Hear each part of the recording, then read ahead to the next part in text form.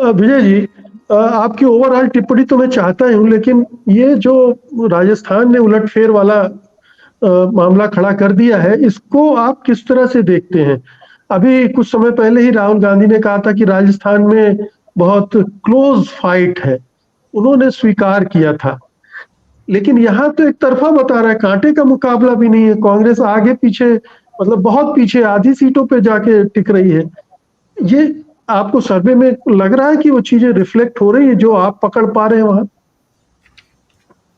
देखिए, पहले तो ओवरऑल मैं एक बात कहना चाहूँगा, इतने साल मैं एबीपी न्यूज़ में रहा हूँ और यशवंत देशमुख वाला सर्वे मैंने बड़ा गौर से देखा है।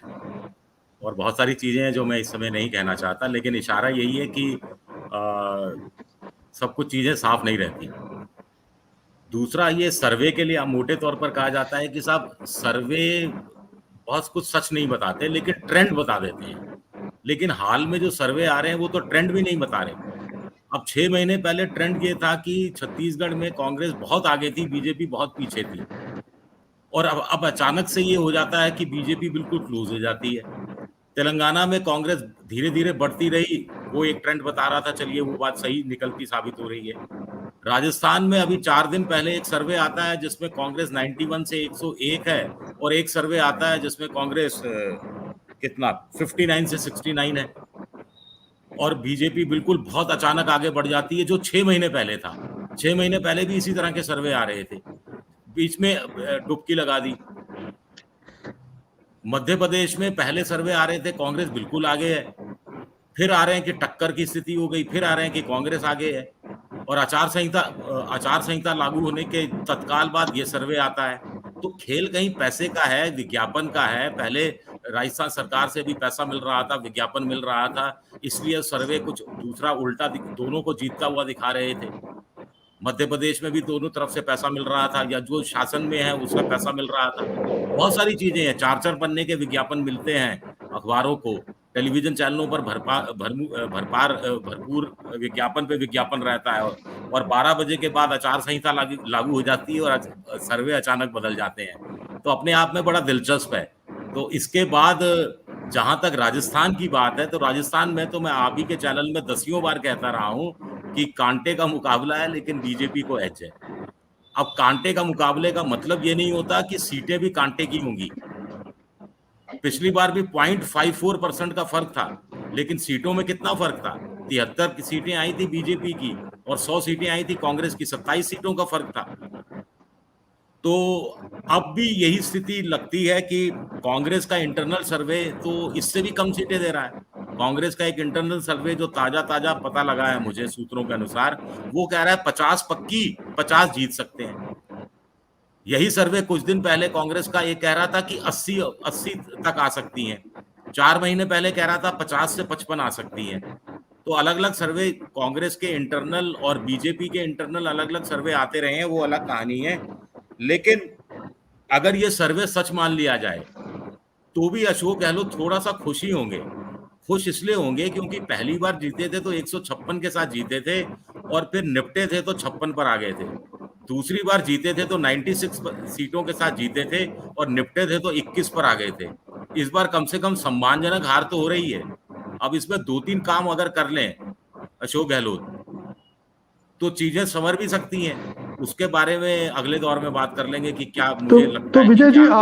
आप इतना तो ये मान रहे हैं कि ये कांटे का मुकाबला में बीजेपी आगे है, और अगर चीजें, मतलब वसुंधरा की नाराजगी के बावजूद बीजेपी हाईकमान मैनेज कर पा रहा है राजस्थान, या ये एक स्वाभाविक सत्ता परिवर्तन का गणे नियम है राजस्थान का जो उलटफेर कर रहा है? सर देखिए, वसुंधरा का चैप्टर आला कमान ने कई महीने पहले ही क्लोज कर दिया था। हम लोग चलाए हुए थे, हवा बांध रहे थे, लेकिन आला कमान की नजर में विद और विदाउट वसुंधरा बीजेपी जीत रही थी। और ये सर्वे भी बता रहा है कि बीजेपी जीत रही है, अगर ये सर्वे सच माना जाए तो। और वसुंधरा का चैप्टर तो अपनी तरफ से क्लोज था, उनके कोई समर्थक भी सामने नहीं आया। जब उनको मुख्यमंत्री का चेहरा नहीं बनाया गया, एक शख्स ने आकर जुबान नहीं खोली जिसको लोगों ने कहा कि ये रणनीति है।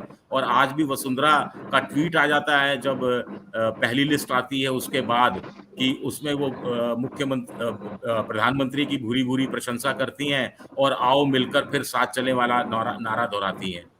कुछ लोग कहते हैं कि वसुंधरा के पास खोने के लिए कुछ नहीं है, जो कुछ है पाना ही पाना है। लेकिन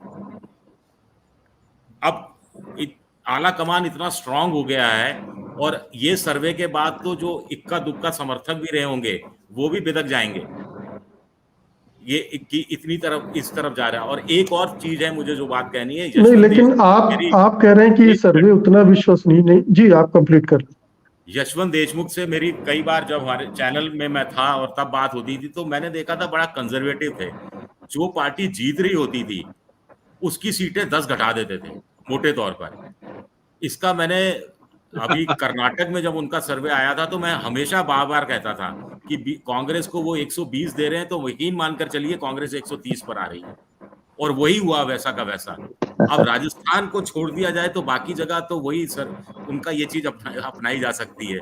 अब राजस्थान का मुझे नहीं मालूम है कि 132 की जगह 142 पहुंच जाएगी। अगर बीजेपी 142 150 पर पहुंचती हुई दिखती है, अगर मतलब कंजर्वेटिव नेचर वाले 10 सीटों को मैं एडजस्ट कर दूं तो ये अपने आप में मुझे लगता है कि बड़ी क्या कहूं मैं, इसका सबसे बड़ा कारण है अशोक गहलोत सरकार के विधायकों के खिलाफ एंटी इनकम्बेंसी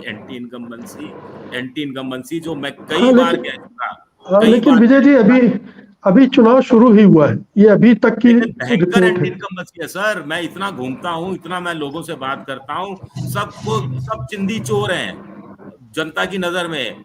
1000 2000 रुपया 3000 रुपया डिजायर लिखने का लेते हैं कि कहां ट्रांसफर पोस्टिंग के लिए, कोई काम नहीं किया।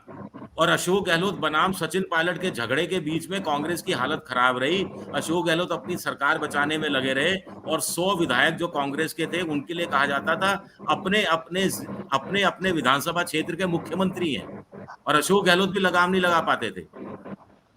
ये चीजें हैं और ये कहीं ना कहीं चीजें रिफ्लेक्ट हो रही। मैं तो शुरू से कह रहा हूं बीजेपी को एज है, बीजेपी को एज है, बीजेपी को एज है, लेकिन इतना एज है मुझे इस बात पर यकीन नहीं है। सत्य हिंदी का ऐप डाउनलोड करें गूगल प्ले स्टोर पर।